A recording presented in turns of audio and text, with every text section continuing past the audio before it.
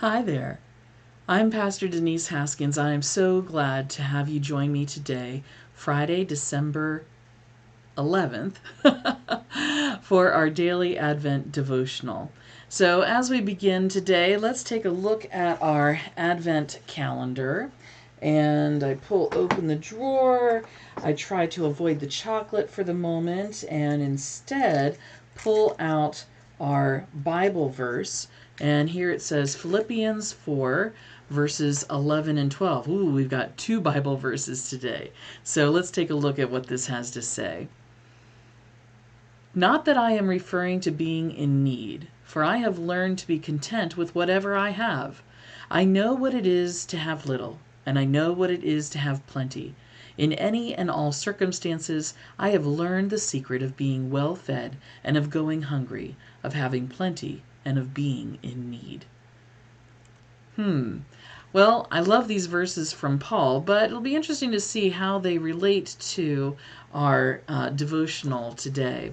So I want to start off by dealing with the war on Christmas. Oh my, have you heard that phrase? A lot of people have gotten up in arms about this supposed war on Christmas, and we're going to look in 101 amazing things about Christmas to talk about that a little bit. You know, there are beautiful songs for this holiday season that use the phrase happy holidays. But there are a lot of people who get really disturbed if they see the word Christmas abbreviated as XMAS, Xmas. Well, the fact of the matter is that the X in that abbreviation is actually not the English letter X, the 24th letter of the alphabet, but actually it is the Greek letter Chi. The Greek letter Chi and then the Greek letter Rho, Chi Rho, represent Christ. And that's how it was used, Christ the King, Chi Rho. And it's been used since well into the ages. Even Constantine, the first Roman emperor who converted to Christianity, instructed his soldiers to display the Chi and the Rho, which to us looks like a letter P, on their shields when they went into battle. The abbreviation has even appeared in Greek manuscripts of the New Testament. And so the Chi stands for Christ or Christos. You know, the abbreviation has been used in English language since at least the year 1021. 1021, almost 1,000 years now, when an Anglo-Saxon scribe shortened Christmas to Xmas, again, Chi Rho, as a symbol for Jesus. And eventually that P or that Rho was dropped. It was used in the mid-1400s by churches who substituted X for Christ in their literature. In the 1500s, Webster's dictionary recognized Xmas as a common abbreviation. In the 1800s, writers would use Xmas with or without a hyphen in their poems, essays, and stories. R.C. Sproul, a renowned theologian, said, basically he didn't understand what the big deal was. While his given name at birth was Robert Charles, even before he left the hospital, his family called him R.C. by his initials, and really using Xmas was little different, and he'd never been offended by that. And certainly the use of the abbreviation Xmas probably was less about disrespect and more about trying to fit it onto whatever sign the person was making.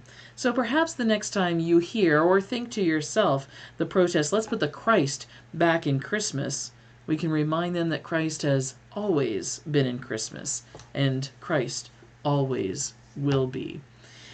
I think a lot of that really boils down to how we choose to perceive the world around us. Is the world out to get us, or is it just trying to get by like the rest of us? And it really boils down to a matter of attitude. On the walls of my bedroom, I have some adhesive decorations, and one of them is a simple phrase that I see every morning when I get up that says, choose joy. And the idea is that things may not go right in my life, but I choose how I respond to them. I choose my attitude. And that's what we see in the lessons that we're coming up with in here, 52 Little Lessons from a Christmas Carol by Bob Welch today. You know, when the spirit of Christmas present takes Scrooge on a journey, they go to many places that, by the looks of them, wouldn't necessarily be very cheerful. They might be distant, they might be poor, they may not have a lot. And one of those includes the home of Bob Cratchit. As they are described, we look at the fact that Bob Cratchit is not very paid very well, much to Scrooge's eventual shame, thank goodness. Today, if we were to translate his pay, he was really only making $33 a week, if we were to translate it. Mrs. Cratchit is described as wearing a twice-turned gown.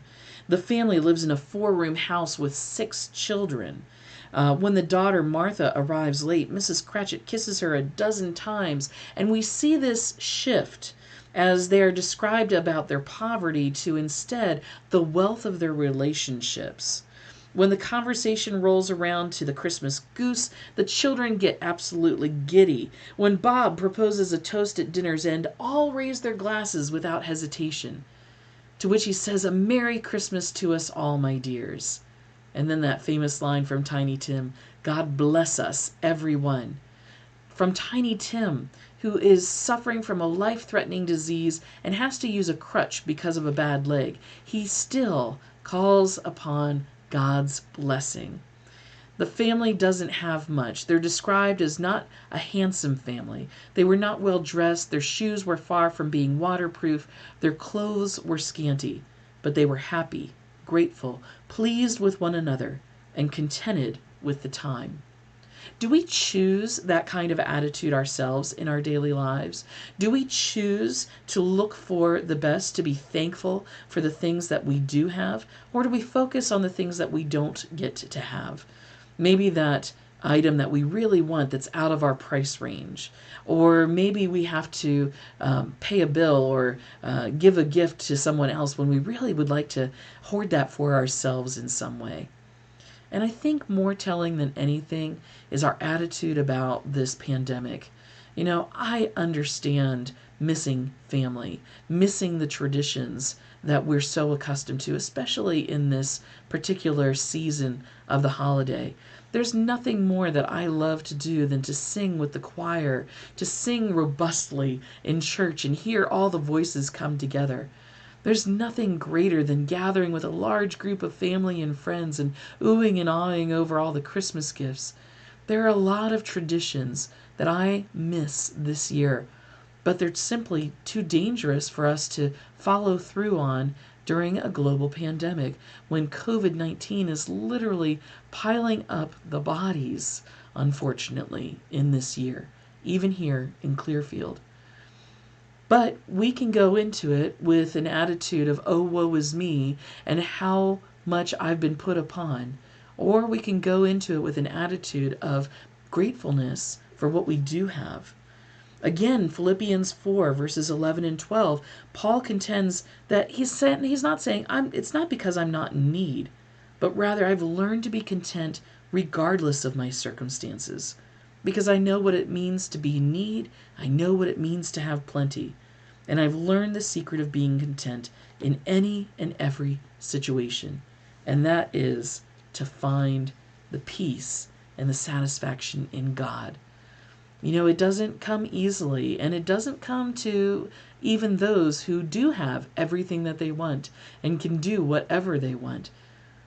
A lot of times, those who seem to have it all are really struggling the most. But I love these words from Chuck Swindoll. Words can never adequately convey the incredible impact of our attitude toward life. The longer I live, the more convinced I become that life is 10% what happens to us and 90% how we respond to it. I believe the single most significant decision I can make on a day-to-day basis is my choice of attitude. It is more important than my past, my education, my bankroll, my successes or failures, fame or pain, what other people think of me or say about me, my circumstances, or my position. Attitude keeps me going or cripples my progress. It alone fuels my fire or assaults my hope.